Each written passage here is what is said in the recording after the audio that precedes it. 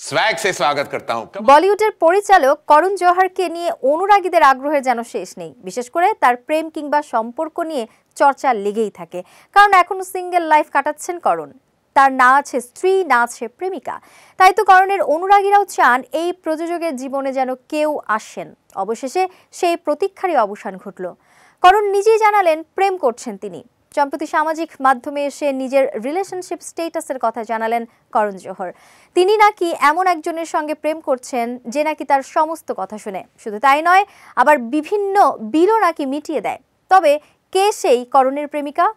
করণ জোহর জানান তিনি বেশ কিছুদিন যাবৎ ইনস্টাগ্রামের সঙ্গে সম্পর্কে রয়েছেন। তিনি লেখেন, আমি ইনস্টাগ্রামের সঙ্গে প্রেম করছি, ও আমার কথা শুনে আমি যাতে নিজের স্বপ্ন সফল করতে উদ্যত হই সেই দিকে নজর রাখে, কখনো আবার বিলও মিটিয়ে দেয়। ওকে ভালো না বেশে পারা যায়? করণের এই পোস্ট মুহূর্তেই ছড়িয়ে পড়ে সামাজিক মাধ্যমে। এতে অবশ্য কিছুটা হতাশ হন তার অনুরাগীরা।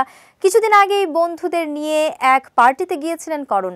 নজর কেড়েছিল তার টি শার্টের লেখা বার্তা। তার টি শার্টে লেখা ছিল নেপো কিট।